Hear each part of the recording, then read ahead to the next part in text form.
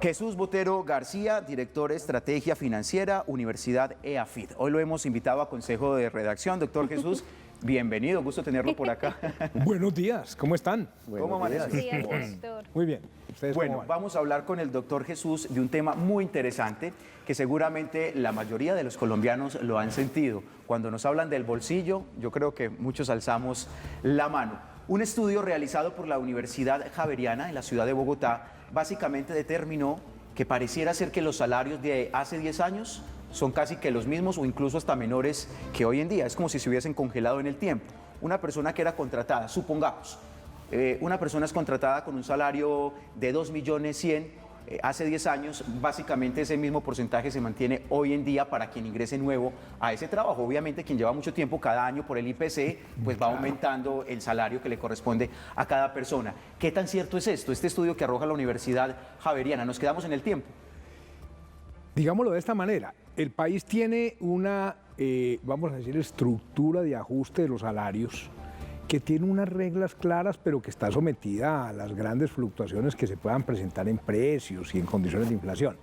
La regla que nos hemos impuesto en Colombia es una regla que mantiene el poder adquisitivo en principio. Decimos, mire, vamos a reajustar los salarios en la inflación pasada para que podamos comprar lo mismo que teníamos y vamos en principio a ajustarlo además con la productividad. De manera que si hay una mejora en la productividad, entonces se transmitiría a los salarios. Pero estos últimos años han sido confusos y difíciles. Y han sido años en los que ha habido inmensas, vamos a decir, presiones inflacionarias y adicionales, que nos han pegado a todos muy duro, porque nos pegan por los lados de por ejemplo, alimentos. Alimentos ha tenido un par de años tremendo, ha venido ya cediendo, tiene un par de mesecitos en que vuelve a repuntar, pero eso nos da muy duro a todos. Entonces yo lo que diría que el propósito que uno tiene realmente es que el salario mínimo, el salario no calificado, por lo menos mantenga su poder adquisitivo. No tenemos aspiraciones de que sea ahí donde mejoremos las condiciones de vida de los colombianos. ¿Dónde hay que mejorar las condiciones de vida de los colombianos? En que las personas se eduquen, que las personas empiecen a desarrollar capacidades nuevas, que sean capaces de ganarse la vida de una manera muchísimo más creativa. Entonces yo diría, mal propósito nacional sería pensar, no, es que queremos que el salario mínimo suba sustancialmente frente a las condiciones que había hace unos años. No, ese no es el propósito. Eso mantengámoslo, sí, porque yo creo que no podemos pues tener una sociedad en la cual esté deteriorándose esa capacidad adquisitiva mínima. Pero hagamos el gran esfuerzo nacional. Y el gran esfuerzo nacional es eduquemos a las personas. Hagamos que la gente gane más, no porque les demos más, sino porque han desarrollado habilidades, capacidades, formas creativas de trabajo y han logrado integrarse en un mundo empresarial muchísimo más dinámico, que eso es lo que creo que es la verdadera preocupación. O sea, no nos preocupemos tanto de que el salario mínimo esté muy encima, no, preocupémonos de que invirtamos, de que haya inversión productiva, que el país crezca al 5%, que la gente se eduque. Y entonces mire que eso sí sería una cosa virtuosa y esencial para el ser humano y para los colombianos. ¿De qué manera, profesor? ¿Qué habría que hacer? ¿Cuáles son las alternativas que existen? ¿Cómo hacemos para que las personas entiendan que eso es lo que hay que hacer, que hay que educarse, no solamente el Estado? Bueno, yo, digámosle que son como 3 frentes de trabajo los que tenemos que abordar. Primero, tenemos que lograr crear un, digamos, ecosistema educativo mucho más rico y mucho más conectado con lo que está pasando en el mundo. Es que miren, estamos en una revolución como nunca la había visto el mundo. Todo este tema de la inteligencia artificial, todo el poder del manejo de la información.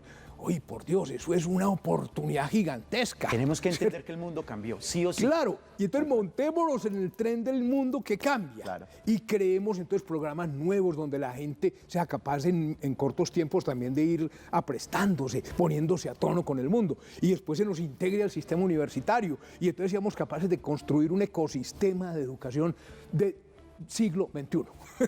Primera cosa.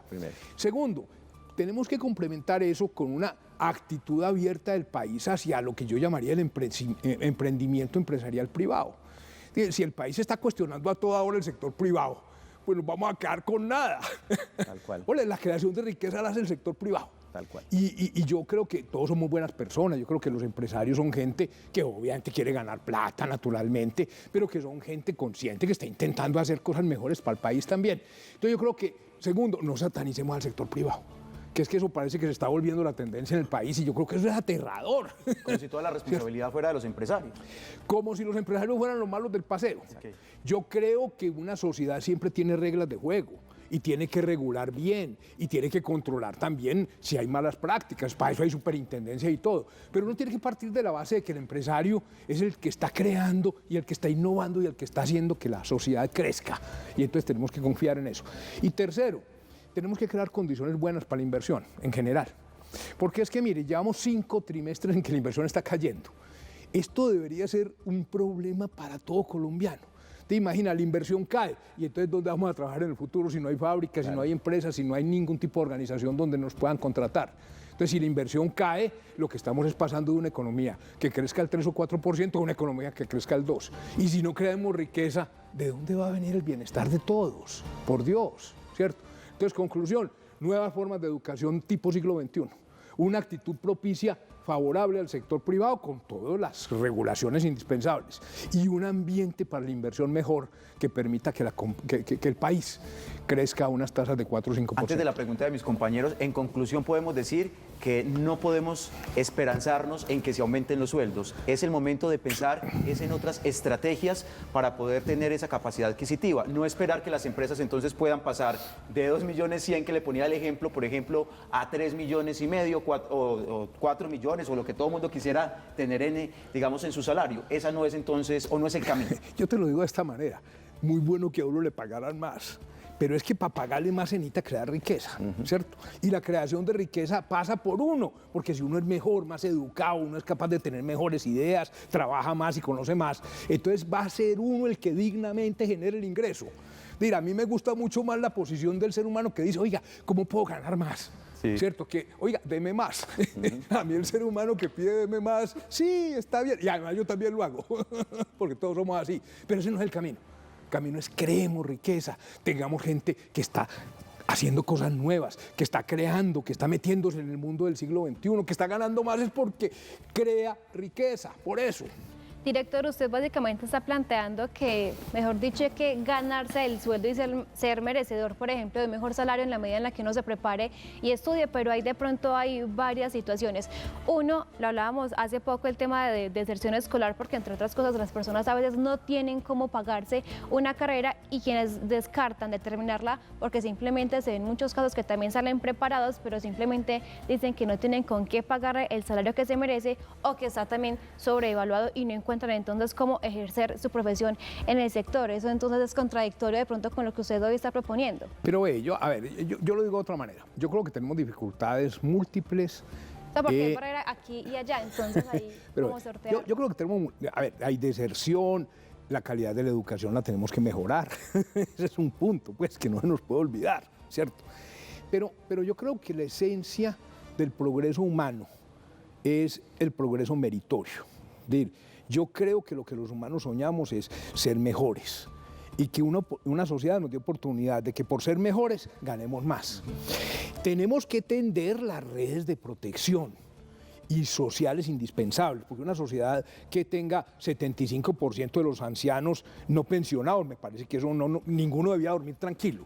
¿Y cómo va a dormir uno tranquilo en una sociedad donde 3 de cada 4 personas en edad de pensión no tiene pensión? Entonces, ¿de qué viven, pues? Yo creo que eso debe ser una pesadilla para todos. Entonces tenemos que tener un sistema pensional. Bueno, tenemos que tener un sistema de salud perfecto para que no estemos preocupados de esas cosas. Tenemos que tener también algunos subsidios en los casos en los cuales la gente no tenga ningún tipo de recurso innecesario. Yo creo que nadie puede estar en una sociedad pues sufriendo simplemente la angustia de la pobreza extrema. Y entonces esas cosas las complementamos con sistemas de financiación buenos de la educación, de tal manera que realmente te faciliten a ti educarte en aquello que tú te sientas, vamos a decir, satisfecho y que puedas pagar con las rentas que genere eso. O sea, en otras palabras, yo creo que todo esto se tiene que acompañar de redes de protección social, que son redes de protección al anciano, redes de protección al desvalido, redes de salud muy buenas y redes también de financiación de la educación que le permitan a la gente entonces soñar en el futuro. ¿Y en Colombia se garantizan todas esas redes en este momento? Yo te digo lo siguiente. Yo creo que el reto colombiano grande es ser capaz de conciliar una, vamos a decir, política de doble frente. Frente 1, queremos riqueza que nos permita tener las redes que queremos. Frente 2, queremos las redes de protección que necesitamos. Entonces necesitamos una mezcla de visión de largo plazo y una mezcla de, vamos a decir, política social adecuada. Nosotros tenemos que ser capaces de hacer ambas cosas. Bueno, director, lo invito para que vamos al Urabá del departamento de Antioquia. Allá está nuestro compañero Jason Rojas, que nos va a dar un panorama de cómo perciben esta situación en esa subregión del departamento de Antioquia en relación a ese congelamiento de los salarios, como lo indica este estudio de la Universidad Javeriana. Jason, ¿qué tal? Muy buenos días y adelante con su información. Hola, ¿qué tal? Buenos días. Pues el impacto de los ingresos es un tema sumamente importante y a su vez controvertido. Pues en Urabá hay familias que tienen que realizar labores extras para poder tener buenos ingresos. Dicen ellos que el salario aumentó y asimismo el costo de los productos de consumo se elevaron. Por lo tanto, el aumento del salario no se siente.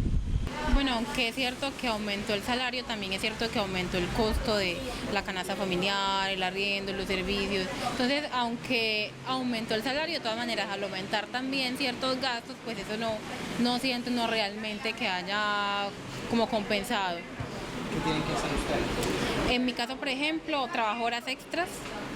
Prácticamente todos los días, de excepción del día de descanso, estoy trabajando horas extras como para no desequilibrar mi economía. No, pues no da, pues ya para los servicios, hay que pagar servicios en un mes, en la otra quincena se deja para un mercado completo y la otra para completar, o sea, toca sabérsela jugar y toca distribuirse. Los suministros que de pronto antes compraba ya no los puedo comprar antes con tranquilidad, entonces si una quincena compro, por decir algo, la mantequilla, la otra sé que no la puedo comprar, porque para distribuirlo en otra cosa que no compré la quincena anterior. Y se queda sin el mercado. Y me quedo sin el mercado. Ay, sí. Compañeros, sigan ustedes con más información en estudio. Muy buenos días. Jason, gracias por esa información que nos entrega desde el Urabá antioqueño respecto a cómo se maneja o se mueve la economía en esta subregión del departamento. Director, vamos hablando un poco de esta situación, pero ubiquemos a una población que es importante en este debate, los ninis, es decir, los que ni estudian ni trabajan. ¿Qué posición tiene esta población en un sector que usted sugiere debe ir transformándose y irse preparando? A ver, yo creo que el hecho de que un joven ni estudie ni trabaje, digámoslo así, es una frustración social, pero también al mismo tiempo nos muestra una oportunidad. Y nosotros tenemos seres humanos que seguramente si somos capaces de transmitirles sueños, querrán estudiar o no. El problema yo creo que en esencia es que la sociedad cree las oportunidades, que sea capaz de transmitir entusiasmo. Es que yo creo que las sociedades las tenemos que pensar antes que como políticas, es como sistemas por los cuales los humanos nos manejamos a nosotros para crearnos el futuro que queremos tener, ¿cierto? Entonces, a mí eso me dice, no estamos transmitiendo sueños. Y si no estamos transmitiendo sueños, no vamos a ser capaces. Tenemos que cambiar la sociedad hacia crear oportunidades y sueños en las personas, que entonces las hagan decir, ¡ay, qué maravilla! Y es muy descabellado, como lo hablábamos ahorita, el tema del sueño de una persona o de un joven hoy en día que diga, yo quiero ser youtuber. ¿Eso de alguna u otra forma suma? Yo veo, por ejemplo, en las cifras macroeconómicas del país, veo fenómenos interesantes. Quizás uno de los sectores más dinámicos es artístico. Es decir, el sector de servicios artísticos está creciendo bien en Colombia, aquí en Medellín particularmente, ¿cierto? Yo no me imagino que dentro de 10 años el perfil de empleo que tengamos sea parecido al que teníamos hace 10 años. Muchos trabajadores en industrias que van a fábricas, no. Yo me imagino que todo esto está cambiando. Lo que pasa es que tenemos que canalizar el cambio. Es decir, la sociedad, el gobierno, tiene que empezar a generar las oportunidades correctas. Yo creo que la gente cuando piensa en YouTube y todas estas cosas dice, ay, aquí hay una oportunidad, ¿cierto? Probablemente le tenemos que abrir un campo de mayor de oportunidades, que diga, yo puedo ser YouTube, pero también puedo ser artista, pero también puedo ser programador de software, y puedo trabajar para una compañía multinacional en el exterior, y le podemos armar, imagínense ustedes, ya, el sueño mío siempre ha sido este, creemos granjas del saber. Imagínense, por ejemplo, en Cartama, una granja del saber donde hay muchos tipos que vienen del exterior, ¿cierto? A trabajar desde aquí en Colombia, porque Colombia es un sitio bueno para trabajar, pero además todos nuestros jóvenes los vamos integrando y empiezan a conectarse con Internet, con empleos internacionales. Unas granjas del saber que sean algo así como la quintesencia del desarrollo de estas tecnologías nuevas, que seamos capaces de transmitir a los jóvenes. Entonces mi preocupación es que tenemos que crear sueños y oportunidades. Sueño solo no sirve, tiene que haber sueño y oportunidad para que la gente conecte y diga, ¡ay, voy! Sí, esa es la mía. En ese orden de ideas, entonces, las universidades y las entidades de educación superior tienen un reto grandísimo. Es el gran reto. Es el gran reto, porque tienen que cambiar la forma incluso de hacer las carreras. Ya los jóvenes no quieren estudiar carreras de 5 años cuando podrían aprender lo que tienen que aprender para salir al mercado laboral tal vez en 3, y también cambiar la forma de entregar las carreras, no solamente las nuevas carreras, sino también las tradicionales, para que también quieran estar dentro de las carreras tradicionales. Es un verdadero reto. Yo creo que se trata de integrar el conocimiento profundo que las universidades constituyen y crean, integrarlo a un sistema de aprestamiento de las personas que los vaya llevando de lo más sencillo hasta el doctorado, ¿cierto? De tal manera que sea, como quien dice, un proceso articulado y que funcione de manera coherente y consistente. Entonces, claro, desde el principio, desde ser un programador, desde ser capaz de hacer cosas que tengan que ver con esto, hasta pasar entonces a ser ya el ingeniero de sistemas, o tener un profundo conocimiento en una maestría de analítica. Entonces tenemos que construir unas cadenas de valor de la educación que sean siglo XXI. Muy bien, ahí está Jesús Botero García, director de Estrategia Financiera de la Universidad EAFIT, ayudándonos a entender un tema grueso que tiene que ver con la economía de una u otra manera, pero que toca directamente a cada persona desde el bolsillo, y entender estas dinámicas, entender que no solamente pareciera tener una única respuesta, hay muchas respuestas al por qué está pasando esta situación, pero creemos que entonces la conclusión es que hay que tomar también iniciativas y empezar a emprender en cosas nuevas, porque el mundo cambió y pues como funcionaba antes a partir de un salario, parece ser que no es el camino ni la solución verde. Seba, sí, una última cosa, saliéndonos del tema educativo y volviendo al tema de los salarios. Tal vez la dificultad que estamos teniendo no es que no estén subiendo los salarios, sino que no está clara la relación de lo que estamos percibiendo los colombianos. O sea, no hubo alternativas, subieron el salario mínimo sin tener unas alternativas que hagan que ese salario mínimo realmente responda al poder adquisitivo de los colombianos. A ver, digámosle que en principio el porcentaje de las personas que ven, digámosle, sus ingresos condicionados por el salario mínimo es relativamente bajo en Colombia. Quiero decir, hay mucha informalidad, gente que no depende del salario. Entonces, muchas veces la angustia de la gente se mezcla el asalariado que no le alcanza la plata o el informal que es que no fue capaz de conseguir un peso en el día, ¿cierto? Yo creo que es legítima vamos a decir, una especie de pacto colectivo de nosotros con nosotros mismos, donde digamos, los salarios deben por lo menos compensar una inflación. Y deben tener un plus que refleje lo que somos capaces de hacer de mejor en la sociedad, ¿cierto? Y entonces, en ese sentido, yo creo que esa es una de las componentes esenciales de lo que yo llamaría una sociedad que funcione bien. Pero mucho parte del problema es que la informalidad es una, vamos a decir, una montaña rusa de ingresos que en tiempos de inflación debe generar unas angustias tremendas. Claro. Yo, grosso modo, de los 22 millones de empleos que hay en Colombia, algo más de 9 millones son cuentas propias, que es como la forma de decir cuenta propia del que trabaja para sí mismo, pero ese puede ser el que está en el semáforo limpiando que llamamos vidrio. Independiente. Llamémoslo independiente, ahí debe haber independientes muy técnicos y todo, pero miren, 9 millones de colombianos son cuenta propia que no tienen el ingreso fijo para saber y llegan entonces a comprar el mercado y, uy, no les alcanzó. No alcanzó. Claro. Entonces yo lo que creo es que tenemos que integrar a la gente a un sistema de empleo mucho más consistente y no hay otro camino sino la educación. Clarísimo. No hay ningún otro camino. Clarísimo. Muy bien, don Jesús, gracias, profesor Jesús, por estar Muy con bien. nosotros aquí en Consejo de Redacción. Gracias por la invitación.